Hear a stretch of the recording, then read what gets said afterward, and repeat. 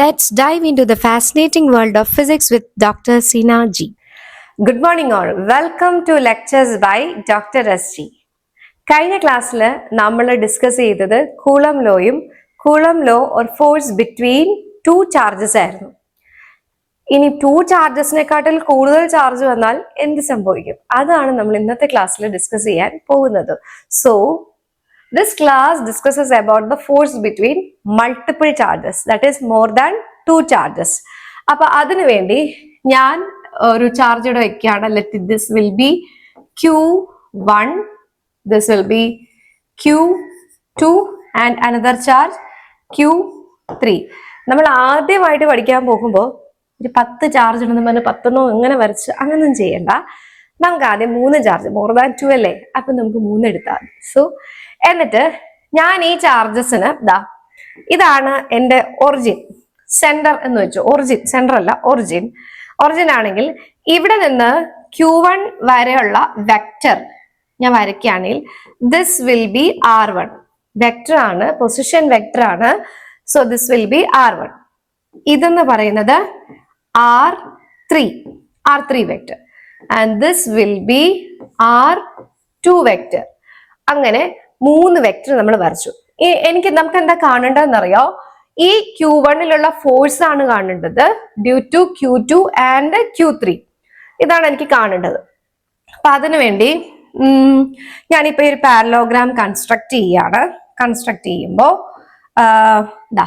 ഈ Q2ൽ നിന്നുള്ള ഫോഴ്സ് Q1ലുള്ള ഫോഴ്സിന്റെ ഇങ്ങനെയായിരിക്കും ഈ ഫോഴ്സിന്റെ വെക്ടർ വരയ്ക്കുമ്പോൾ പോകുന്നത്.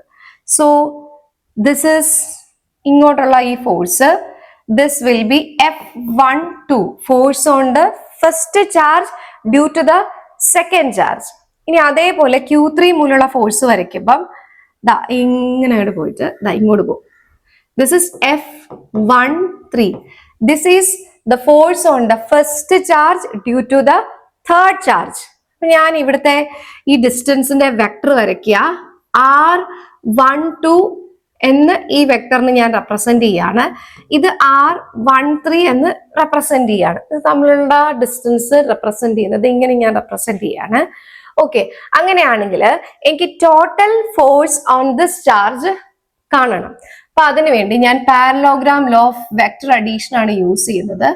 പാരലോഗ്രാം കൺസ്ട്രക്ട് ചെയ്യുക. പാരലോഗ്രാം കൺസ്ട്രക്ട് ചെയ്യുമ്പോൾ പാരലോഗ്രാം ആയിരിക്കണം. ഞാൻ വരച്ചു വരുമ്പം പാരലോഗ്രാം ആയിരിക്കണം. അതാണ് പ്രശ്നം. ഇങ്ങനെ ബോർഡിൽ വരയ്ക്കുന്നതല്ലേ. സോ അത് കറക്റ്റ് പാരലോഗ്രാം ആവണം എന്നില്ല. നമ്മൾ കറക്റ്റ് ആയിട്ട് അത് വരയ്ക്കുന്ന സമയത്ത് നമുക്ക് ഇതുപോലെ കിട്ടും കേട്ടോ. സോ ഇതിന്റെ നെറ്റ് ഫോഴ്സ് എന്ന് പറയുന്നത് ഈ ഡയറക്ഷനിലായിരിക്കും വരുന്നത്. This is parallelogram law of vector addition. Okay, അപ്പൊ ഈ ഡയറക്ഷനിലാണ് net force on this charge comes. അപ്പൊ നമ്മുടെ കൂളം ലോ നമുക്കറിയാലോ, എല്ലാ ക്ലാസ്സിലും ഞാൻ പറയുന്നതാണ്. Physical 1/4πε0 Q1 Q2 by R². So നമുക്ക് സബ്സ്റ്റിറ്റ്യൂട്ട് ചെയ്യാം. ഇക്വേഷൻ സബ്സ്റ്റിറ്റ്യൂട്ട് ചെയ്യാം. That is F12, force on the first charge due to the second charge is 1/4πε0 Q1 Q2 divided by R12 square R12 cap. Vector ആണ്. So എനിക്ക് അവിടെ എന്ത് കൊടുക്കണം? നമ്മുടെ unit vector കൊടുത്തേ പറ്റുള്ളൂ. So next is F13, force on the first charge due to the third charge is 1/4πε0 Q1 Q2 divided by R13 square R13 cap. അപ്പൊ അങ്ങനെയാണെങ്കിൽ എനിക്ക് ടോട്ടൽ ഫോഴ്സ് കാണാൻ പറ്റുമല്ലോ. ഇത് രണ്ടുടെയും വെക്ടർ സം ആണ്. വെക്ടേഴ്സ് ആണ്. വെക്ടർ സം എന്ന വാക്ക് തന്നെയാണ് യൂസ് ചെയ്യുന്നത്. അതും സൂപ്പർ പൊസിഷൻ പ്രിൻസിപ്പിൾ ഇത് ഒബേ ചെയ്യുന്നുണ്ട്. അതെന്താന്ന് ഞാൻ അടുത്ത സ്ലൈഡിൽ പറയാം കേട്ടോ. So the total force can be written like this. F is equal to 1/4πε0 F12 plus F13 ആണ്. അപ്പൊ ഇത് രണ്ടും എടുക്കുമ്പോൾ ഇവിടുത്തെ കോമൺ ആയ ടേംസ് ഒക്കെ ഞാൻ ഒരുമിച്ച് എഴുതാണ്. 1/4πε0 Q1 ഇൻറ്റു കോമൺ ആക്കി എടുത്തു Q2 divided by R12 square R12 cap plus Q3. So ഇവിടെ Q3 ആണ് കേട്ടോ. Q3 divided by R13 square R13 cap. മനസ്സിലായോ?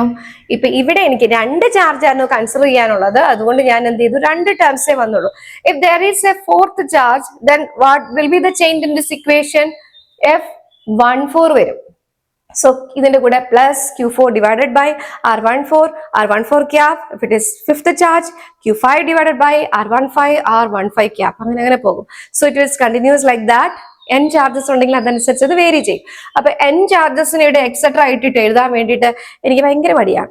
നമ്മുടെ സയന്റിസ്റ്റ്മാരും അവരും വർക്ക് ചെയ്തൊരു ഇക്വേഷൻ ഷോർട്ട് ആക്കി എഴുതാനുള്ള വഴി അതൊന്ന് കണ്ടുപിടിച്ച് വെച്ചിട്ടുണ്ട്. So we can written like this. F is equal to വേറെ കളറിൽ എഴുതാം. So F is equal to 1/4πε0 Q1 കൊടുത്തിട്ട് ഒരു സമ്മേഷൻ ആഡ് ചെയ്തല്ലേ പോകുന്നത്. So we can put a summation and let I is equal to 2 to n Qi divided by R1I square R1I cap. കണ്ടോ? ഇതാണ് നമ്മൾ മൾട്ടിപ്പിൾ ചാർജസ് വരുന്ന കേസിൽ എഴുതുന്ന ഫോഴ്സിന്റെ ഇക്വേഷൻ. അപ്പൊ ഇവിടെ ഒരു ഇതുണ്ട്, വെക്ടർ ആണ് കേട്ടോ. സോ ഇവിടെ നോക്കിക്കേ, ശ്രദ്ധിക്കേണ്ട രണ്ട് കാര്യങ്ങൾ ഞാൻ പറഞ്ഞുതരാം. സമേഷൻ ആയതുകൊണ്ട് നമ്മൾ ഇതിനെ ഷോർട്ടാക്കി എഴുതി, പിന്നെ നമ്മൾ Q1 ഓൾറെഡി പുറത്തെടുത്തായിരുന്നു. സോ ദെൻ ഇവിടെ ശ്രദ്ധിക്കേണ്ട കാര്യം, ഇവിടെ I is equal to 1 to n എന്ന് ഒരിക്കലും എഴുതരുത്. നമ്മളൊരു ചാർജ് കൺസിഡർ ചെയ്തേക്കുന്ന ആ ചാർജിലുള്ള ഫോഴ്സ് ആണ് കാണേണ്ടത്. So you have to put I is equal to 2 to n. Okay അല്ലേ? എളുപ്പമല്ല ചെയ്യാനായിട്ട്. ഇത്രയേ ഉള്ളൂ ഫോഴ്സസ് ബിറ്റ്വീൻ മൾട്ടിപ്പിൾ ചാർജസ്. ഇത് മനസ്സിലാക്കാതെ പെട്ടെന്ന് കാണും നമ്മൾ ഇത് എന്തോ ഇച്ചിരി എഴുതിച്ചിരുന്ന ക്യാപ്പ് അത് ഇത് എന്നൊക്കെ സമ്മേഷൻ. പക്ഷെ കാര്യം മനസ്സിലാക്കി കഴിഞ്ഞാൽ എല്ലാം വളരെ എളുപ്പമാണ്. So we can do one പ്രോബ്ലത്തിന് നമുക്കിത് പറയണം, സൂപ്പർ പൊസിഷൻ പ്രിൻസിപ്പിൾ പറയണം. ഞാൻ വായിക്കാം.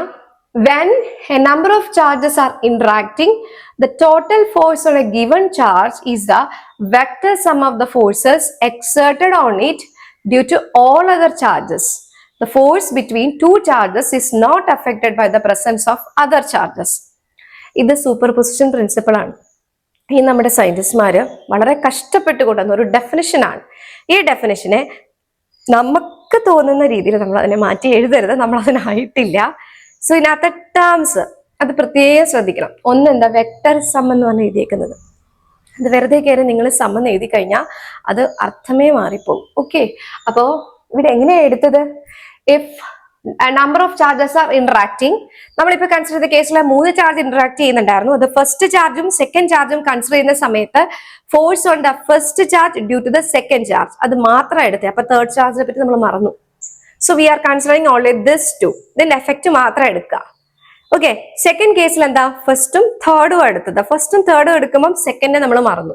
ഇതാണ്, മനസ്സിലായോ? അപ്പൊ നമ്മൾ എന്താണ് മറക്കാന്ന് വെച്ച് കഴിഞ്ഞാല് അതിന്റെ ഇന്ററാക്ഷൻ നമ്മൾ ഇവിടെ കൺസിഡർ ചെയ്യുന്നേ ഇല്ല.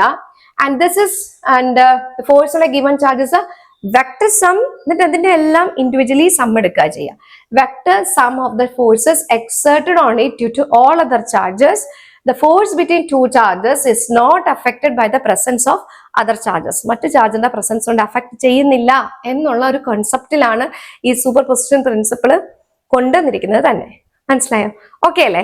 So shall we do one problem? 10 positively charged particles are kept fixed on the x-axis at points x is equal to 10 cm, 20 cm, 30 cm, 100 cm. The charge on the particles are 1 into 10 raised to minus 8 coulomb, 8 into 10 raised to minus 8 coulomb, 27 into 10 raised to minus 8 coulomb, 1000 etc. up to 1000 into 10 raised to minus 8 coulomb. Find the magnitude of the electric force on a charge 1 coulomb at the origin. Because ഇത്രയും വലുതായിട്ട് കാണുമ്പോഴേ നമുക്ക് എന്താ പോലെയാ. So നമുക്കൊരു കാര്യം ചെയ്യാം, അതിനെ പിക്ചറൈസ് ചെയ്യാം. ഓക്കെ, പിക്ചറൈസ് ചെയ്യാൻ വേണ്ടിയിട്ട് നമുക്ക് ഓക്കെ എന്താ ഇവര് പറഞ്ഞേ, എക്സ് ആക്സിസിൽ കുറെ ചാർജസ് ഇരിക്കുന്നല്ലേ പറഞ്ഞേ. അപ്പൊ നമുക്ക് ആദ്യം നമ്മുടെ എക്സ് ആക്സിസ് അങ്ങോട്ട് വരയ്ക്കാം. This is X axis. Okay, X ആക്സിസില് എക്സ് ആക്സിസിന് ചരിവുണ്ട്, ചരിവൊന്നും പാടില്ല കേട്ടോ, നേരെ തന്നെ വരയ്ക്കണേ. അപ്പൊ എക്സ് ആക്സിസില് ഇതാണ് നമ്മുടെ ഒറിജിൻ. ഒറിജിനിൽ നിന്ന് 10 സെന്റിമീറ്റർ മാറി 10 സെന്റിമീറ്ററില് ഒരു ചാർജ് ഉണ്ട്. 1 into 10 raised to minus 8 coulomb, 20 സെന്റിമീറ്ററിൽ നെക്സ്റ്റ് ചാർജ് ഇരിക്കുന്നു 8 × 10⁻⁸ കൂളോം. ദെൻ 30 സെന്റിമീറ്ററിൽ അടുത്ത ചാർജ് 27 × 10⁻⁸ കൂളോം, 27 × 10⁻⁸ കൂളോം, എക്സെട്ര അപ് ടു 100 സെന്റിമീറ്റർ എത്തുമ്പോൾ 100 സെന്റിമീറ്ററിൽ എത്ര ചാർജ് ആയിരിക്കുന്നത്? 1000 × 10⁻⁸ കൂളോം. ഇതാണ് ഇരിക്കുന്നത് ചാർജസ്. എന്നിട്ട് find the magnitude of the electric force on A charge 1 coulomb at the origin. അപ്പൊ ഒറിജിനിൽ ഒരു ചാർജ് ഇരിപ്പുണ്ട് 1 കൂളോം. ഈ 1 കൂളോം ചാർജിൽ ബാക്കിയുള്ള ഈ ഓരോ ചാർജസ് മൂലമുള്ള ഫോഴ്സിന്റെ മാഗ്നിറ്റ്യൂഡ് കാണാനാണ് പറഞ്ഞേക്കുന്നത്. ഇത്രയേ ഉള്ള കാര്യം. നമുക്ക് ആകെ പോകെ ഇതുവരെയുള്ള ക്ലാസ്സിൽ നമ്മൾ പഠിച്ചത് രണ്ട് ഇക്വേഷൻ ആണ്, Q = NEയും കൂളം ലോയും. സോ കൂളം ലോയുടെ ഇക്വേഷൻ ആണ് 1/4πε0. ഞാൻ ഒന്നുകൂടെ പറയണ്ടല്ലോ, അത് നിങ്ങൾക്ക് എല്ലാവർക്കും ഇവ കേട്ട് ഫെമിലിയർ ആയി കാണും. സോ ഞാൻ ആദ്യം ചെയ്യുന്നത് പ്രോബ്ലത്തിൽ നമുക്ക് തന്നിരിക്കുന്ന സാധനങ്ങൾ ഒന്ന് എടുത്തെഴുതാം. ലെറ്റ് ഒറിജിനലുള്ള ചാർജിനെ Q0 കൊടുത്തു. Q0 1 കൂളോം, Q1 1 × 10⁻⁸, Q2 Q3 etcetera up to Q10. അതുവരെയുള്ളത് ഞാൻ എഴുതി കേട്ടോ. ഇനി നമുക്ക് R1 R2 R3 തന്നിട്ടുണ്ട്, അതും എഴുതി. പക്ഷെ ഇവിടെ ശ്രദ്ധിക്കേണ്ട ഒരു കാര്യം, നിങ്ങൾ ഇതിന്റെയൊക്കെ യൂണിറ്റ് ശ്രദ്ധിച്ചോണം. അതായത് ഇപ്പൊ ഇവിടെ സെന്റിമീറ്ററിലാണ് തന്നേക്കുന്നത്. സെന്റിമീറ്റർ ഇട്ട് പ്രോബ്ലം ചെയ്ത് വരുമ്പോൾ നിങ്ങൾ ആൻസർ കിട്ടും, ബട്ട് ഇറ്റ് ഇസ് റോങ്, തെറ്റായിരിക്കും. അപ്പൊ നമ്മൾ എപ്പോഴും സെന്റിമീറ്ററിൽ നിന്ന് SI യൂണിറ്റ് മീറ്ററിലേക്ക് കൺവേർട്ട് ചെയ്യണം. അതായത് 1 സെന്റിമീറ്റർ = 10⁻⁻² മീറ്റർ. ഈ 1/100th ഓഫ് എന്ന് പറഞ്ഞാൽ അങ്ങനെ ഇനി നിങ്ങൾ പഴയ ക്ലാസ്സിൽ പഠിച്ചുള്ള പഠിക്കേണ്ട, പകരം 10ന്റെ പവറായിട്ടിട്ട് ചെയ്ത് പഠിച്ചാൽ മതി കേട്ടോ. സോ 1 × 10⁻² മീറ്റർ, 1 കൊടുക്കണ്ട, 10⁻² മീറ്റർ. സോ ഇവിടെ നമുക്ക് സബ്സ്റ്റിറ്റ്യൂട്ട് ചെയ്യാം. R1 10 സെന്റിമീറ്റർ = 10 × 10⁻², നെക്സ്റ്റ് 20 × 10⁻², 30 × 10⁻², എല്ലാം മീറ്ററിലേക്ക് നമ്മൾ കൺവേർട്ട് ചെയ്തു. എന്നിട്ട് നമ്മുടെ ഇക്വേഷൻ എടുക്കുന്നു. So total force is a sum of the individual forces, sum of the forces due to the individual charges. ഇത് എടുക്കുമ്പോൾ F01 first charge, F02 plus F03, അങ്ങനെ F010 വരെയുള്ളത് നമ്മൾ സം ചെയ്യണം. ഇവിടെ എല്ലാം സം ചെയ്യുമ്പോൾ നമുക്ക് കോമൺ ആയിട്ടുള്ള Q0/4πε0 നിങ്ങൾ പുറത്തെടുക്കാം. Q0/4πε0 Q1/R1² plus Q2/R2² plus Q3/R3² plus etc. up to Q10/R10² എന്ന് കിട്ടും. അപ്പൊ ഇവിടെ ഓക്കെ. എന്നിട്ട് എന്ത് ചെയ്യണം? നമുക്ക് സബ്സ്റ്റിറ്റ്യൂട്ട് ചെയ്ത് കൊടുക്കാമല്ലോ. Q0യുടെ വാല്യൂ അറിയാം 1 കൂളോം, 1/4πε0യുടെ വാല്യൂ അറിയാം 9 × 10⁻⁹.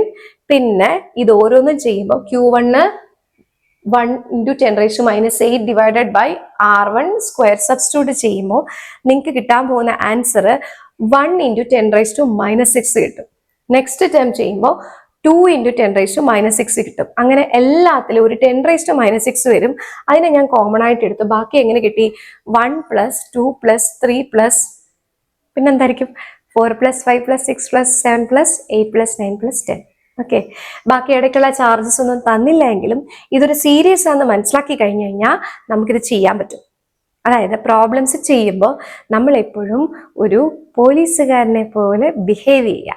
സോ ഇതിനകത്ത് കുറെ കള്ളനെ കണ്ടുപിടിക്കാനുള്ള കുറെ ത്രെഡ്സ് ഇട്ട് തന്നിട്ടുണ്ടാവും. We have to identify the threads. Okay. എന്നിട്ട് നമ്മുടെ പാത്ത് നമ്മൾ ചൂസ് ചെയ്യണം. So will arrive the correct answer. So substitute ചെയ്യുമ്പം നമുക്ക് എന്ത് ആൻസർ കിട്ടും? 4.95 × 10⁵ ന്യൂട്ടൺ എന്ന് കിട്ടും. ഓക്കെ അല്ലേ? എളുപ്പമായില്ലേ? നമ്മളൊരു 5 മാർക്കിൻ്റെയോ അല്ലെങ്കിൽ എത്ര മാർക്കാണ് നിങ്ങളുടെ പരീക്ഷയ്ക്ക് വരുന്ന അനുസരിച്ചുള്ള ഒരു പ്രോബ്ലം നമ്മൾ ചെയ്തു കഴിഞ്ഞു. Okay. So with this lecture, we discusses about the forces due to multiple charges and the superposition principle. Then we have done one problem. എല്ലാവരും ഈ ക്ലാസ് നന്നായിട്ട് മനസ്സിലായെന്നും അത് എൻജോയ് ചെയ്തെന്നും ഞാൻ വിചാരിക്കുന്നു. നമുക്കിനി അടുത്ത ക്ലാസ്സിൽ കാണാം. I'm signing off, Dr. Seena Ji. Thank you.